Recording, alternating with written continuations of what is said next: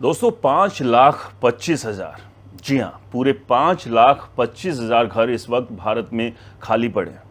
और हैरानी की बात यह है कि इनमें 2 करोड़, 3 करोड़, 5 करोड़ और 10 करोड़ रुपए के लग्जरी फ्लैट्स यानी अमीरों के फ्लैट्स भी शामिल हैं।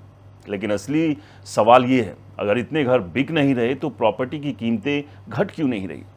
बिल्डर्स आखिरकार लगातार नए प्रोजेक्ट्स क्यों लॉन्च कर रहे हैं? क्या भारत में एक नया रियल एस्टेट क्राइसिस शुरू हो चुका है, या फिर ये बड़े खिलाड़ियों का कोई ऐसा खेल है जिसे आम खरीदार यानी आप और हम समझ नहीं पा रहे हैं?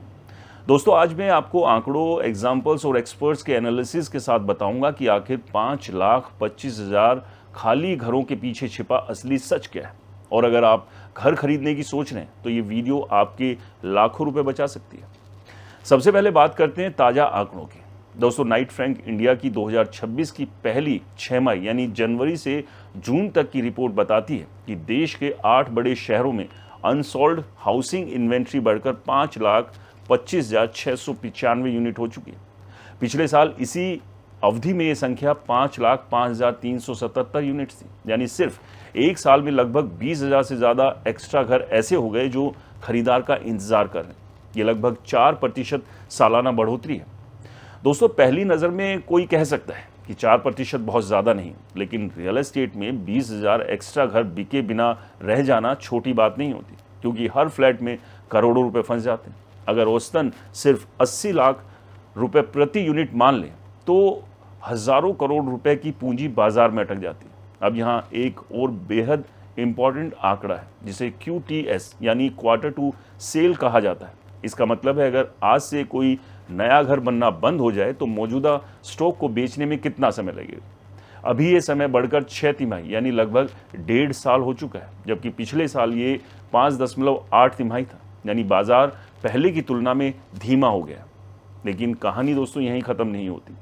सबसे इंटरेस्टिंग बात यह है कि सबसे ज़्यादा अनसॉल्व घर गरीब या मिडिल क्लास वाले सेगमेंट में नहीं, बल्कि 1 करोड़ रुपए से ज़्यादा कीमत वाले घरों में। इस कैटेगरी में 2,19,493 यूनिट्स अभी भी बिना बिके हैं। यानी पूरे अनसॉल्व स्टॉक का सबसे बड़ा हिस्सा लग्जरी और प्रीमियम हाउसिंग का है। अब सवाल उठता है कि जब इतने महंगे घर खाली पड़े हैं तो क्या अमीर लोग खरीदारी बंद कर चुके हैं? दोस्तों, जवाब इतना सीधा नहीं। रिपोर्ट बताती है कि 2026 की पहली 6 माह में सबसे ज़्यादा बिक्री भी इसी प्रीमियम सेगमेंट में हुई और 92,918 लग्जरी घर बिके। यानी डिमांड भी है और अनसॉल्ड स्टॉक भी सबसे ज़्यादा यहीं। इसका मतलब क्या हुआ? इसका मतलब ये है कि बिल्डर लगातार महंगे घर लॉन्च कर रहे हैं क्योंकि उन्हें लगता है कि यहाँ मुनाफा ज़्यादा है। दूसरी तरफ 50 लाख रुपए से कम वाले सेगमेंट में 1,71,363 घर बिना बिके और इन्हें बेचने में 8.9 तिमाही यानी 2 साल से ज़्यादा का समय लग सकता है। वहीं 50 लाख से 1 करोड़ वाले सेगमेंट में 1,34,841 यूनिट्स अनसोल्ड है और इन्हें बेचने में लगभग 5.4 तिमाही लग सकती है। यानी सबसे ज़्यादा परेशानी वास्तव में अफोर्डेबल हाउसिंग में दिखाई दे रही है। अब यहाँ एक आम आदमी सवाल पूछेगा कि अगर इतने फ्लैट खाली पड़े हैं तो कीमतें नीचे क्यों नहीं आ रही? यही सबसे बड़ा ट्विस्ट है। दोस्तों, नाइट फ्रैंक की रिपोर्ट बताती है कि अनसोल्ड इन्वेंट्री बढ़ने के बावजूद कई शहरों में कीमतें तेजी से बढ़ी।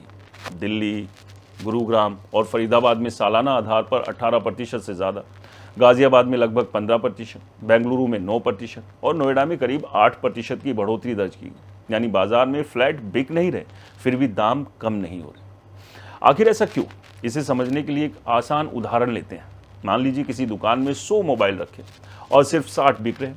सामान्य तौर पर दुकानदार बाकी मोबाइल बेचने के लिए डिस्काउंट देता है, लेकिन रियल एस्टेट में ऐसा हमेशा नहीं होता, क्योंकि बिल्डर सिर्फ डिमांड देखकर कीमत तय नहीं करता। उसके ऊपर ज़मीन की लागत, कंस्ट्रक्शन कॉस्ट, लेबर, बैंक का लोन, फाइनेंशियल कॉस्ट, मार्केटिंग और सरकारी चार्जेस जैसी कई लागतें होती हैं। अगर वो कीमत बहुत ज़्यादा घटा देगा तो पहले खरीदार भी नाराज़ होंगे। अगर वो कीमत बहुत ज़्यादा घटा देगा तो पहले वाले खरीदार नाराज़ होंगे और पूरे प्रोजेक्ट की वैल्यू पर असर पड़ेगा। इसलिए बिल्डर कई बार कीमत कम करने के बजाय दूसरी स्कीम देता, जैसे free club membership, stamp duty में छूट, flexi payment plan, interior package या नो EMI ऑफर। अब एक और सवाल, जब बिक्री सिर्फ 1% बढ़कर 1,71,471 यूनिट हुई है तो फिर नए लॉन्च क्यों बढ़ रहे हैं? क्योंकि इसी टाइम पीरियड में 1,87,350 नए घर लॉन्च कर दिए गए, यानी बिक्री से भी ज़्यादा नई सप्लाई बाजार में आ गई। यही वजह कि अनसोल्ड इन्वेंट्री बढ़ती जा रही है। बिल्डरों की सोच है कि अगर आज लॉन्च नहीं करेंगे तो कल ज़मीन और महंगी हो जाएगी। दूसरी वजह यह है कि कई बड़े डेवलपर्स अपने ब्रांड के भरोसे लगातार नए प्रोजेक्ट्स ला रहे हैं, क्योंकि उन्हें लगता है कि लॉन्ग टर्म में मांग बनी रहेगी। लेकिन यहाँ मैं अपनी राय देना चाहता हूँ। मेरे हिसाब से आने वाले समय में रियल एस्टेट बाजार दो हिस्सों में बढ़ सकता है। पहला होगा प्राइम लोकेशन वाला, जहाँ अच्छी कनेक्टिविटी, मेट्रो, एक्सप्रेसवे, रोजगार और सोशल इंफ्रास्ट्रक्चर है, जहाँ कीमतें मजबूत रह सकती है।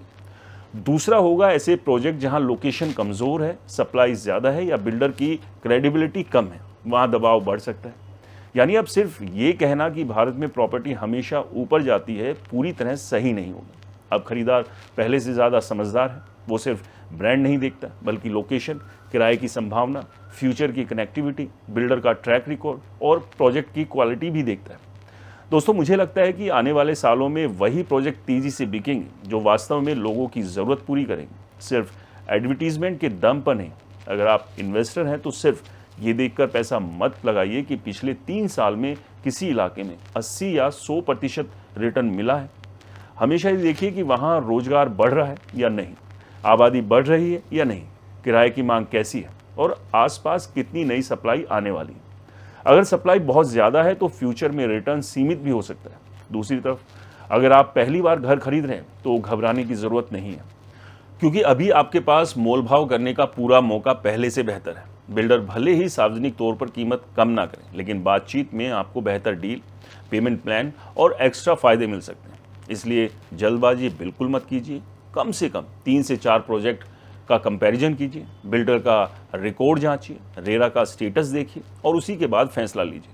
आखिर में सबसे बड़ा निष्कर्ष यही है कि भारत का रियल एस्टेट बाजार ख़त्म नहीं हो रहा, लेकिन ये पहले जैसा आसान भी नहीं रहा। अब हर प्रोजेक्ट सफल नहीं होगा, हर लॉन्च बिक नहीं जाएगा और हर इन्वेस्टमेंट दुगना नहीं होगा। दोस्तों, 5,25,000 अनसॉल्व घर सिर्फ एक आंकड़ा नहीं, बल्कि ये संकेत है कि बाजार अब मैच्योर हो रहा है। आने वाले समय में क्वालिटी, सही कीमत, सही लोकेशन और भरोसेमंद डेवलपर ही जीतेंगे। इसलिए अगर कोई आपको ये कहे कि आज नहीं खरीदा तो ज़िंदगी भर पछताओगे, तो ऐसे दबाव में बिल्कुल मत आइए। बाजार को अच्छे से समझिए, आंकड़ों को पढ़िए, अपनी क्षमता के हिसाब से फैसला लीजिए और याद रखिए, रियल एस्टेट में सबसे बड़ा मुनाफा सिर्फ सही समय पर खरीदने से नहीं, बल्कि सही प्रॉपर्टी चुनने से मिलता है। यही मेरी राय है जो अभी तक रियल एस्टेट को मैंने समझा। इसलिए कोई भी जल्दबाजी मत कीजिए, समय लीजिए, क्योंकि बहुत सारे लोग आपको आकर ऑफ़र करेंगे कि तुरंत ले लीजिए, वरना 1 महीने बाद यही दाम और ज़्यादा बढ़ जाएंगे। लेकिन जब 1 महीने बाद आप दोबारा मार्केट में पहुंचेंगे उसी फ्लैट के लिए, तो स्थिति वैसी की वैसी ही नज़र आएगी। क्योंकि आप देखते हैं किसी भी प्रोजेक्ट के बारे में बहुत सारी खबरें आई हैं कि लॉन्च होते ही पूरा प्रोजेक्ट सोल्ड आउट हो गया, लेकिन क्या ये हकीकत होती है? असल में इसके पीछे मार्केटिंग स्टंट छिपा होता है। आप वहीं उसी प्रोजेक्ट में जाइए दोबारा से, और मेरा एक्सपीरियंस है कि आप जब वहाँ पर जाएंगे जिसमें कि सारी यूनिट्स बिक चुकी है, और जब आप पूछेंगे किसी डीलर से या डेवलपर से, वो आपके लिए यूनिट वहाँ पर निकाल देगा। तो आखिरकार फिर कैसे यूनिट मिल रही है? क्या जिन्होंने पहले से बुक किया था उन्होंने अपना विड्रॉ कर लिया? ऐसा नहीं होता है। ये पूरा एक गेम है जो कि रियल एस्टेट मार्केट में चलाया जाता है खरीदारों को बहकाने के लिए, या ये विश्वास दिलाने के लिए कि तुरंत खरीद लीजिए वरना ये फ्लैट जो है महंगा होने वाला है। तो इसलिए दोस्तों, अच्छे से मार्केट को समझिए, 10 बार चीज़ों को पूछिए, जांचिए और उसी के बाद कहीं किसी बिल्डर प्रोजेक्ट में अपनी इन्वेस्टमेंट कीजिए, वरना आप भी उन लोगों की कतार में खड़े हो सकते हैं जो आज अपने पैसे या फिर अपने फ्लैट के लिए दर-दर की ठोकरें खा रहे हैं, कानून के दरवाज़ों पर न्याय की उम्मीद से टकटकी लगाए बैठे हुए हैं। दोस्तों, क्या किसी बिल्डर ने आपके साथ भी कोई फ्रॉड किया है? अपनी कहानी कमेंट बॉक्स में ज़रूर बताएं। वीडियो पसंद आया तो इसे लाइक करें, शेयर करें, ताकि ज़्यादा से ज़्यादा लोगों को ये जानकारी मिल सके। आपके अपने चैनल को सब्सक्राइब और फॉलो करना बिल्कुल ना भूलें। तो दोस्तों, मिलते हैं अगले वीडियो में नई खबर के साथ, जहां होगी रियल एस्टेट की सटीक और सही और बेबाक जानकारी। तब तक के लिए इजाज़त। नमस्कार, जय हिंद।